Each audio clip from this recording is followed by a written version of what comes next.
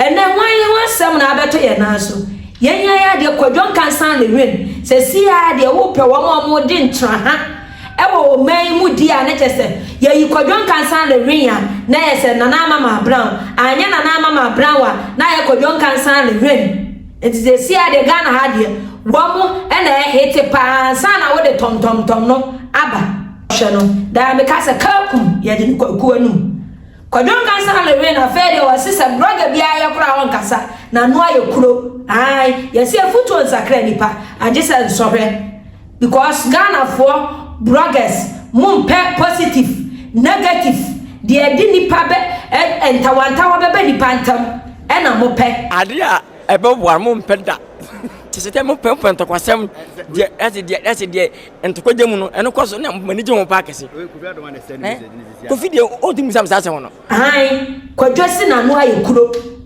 nanu ayo create movie stars akese na odo omo aba no kura no wo hwa kwan yo be fa so tun so wafa entrepreneur wo mo ko ba bia wodi entrepreneur ni di nachi na wo kasa e de manu ai kwadwo unsu yetufu ayeti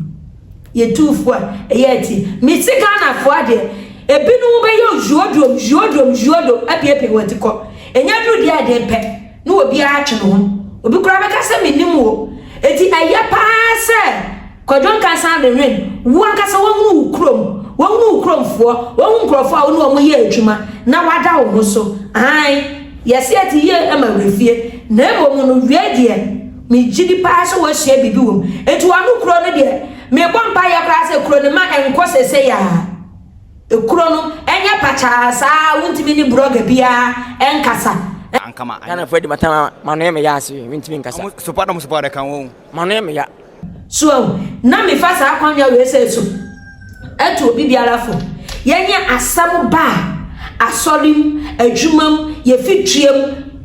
wow asame ben why your hwanu ma kone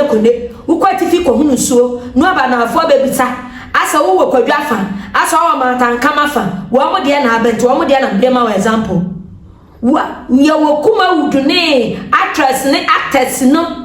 ebia akwasha mata nkuma achi kwadwo we yetuno kwadwo afese ono wana hwan kyira no manu sese omufuru ono no masamba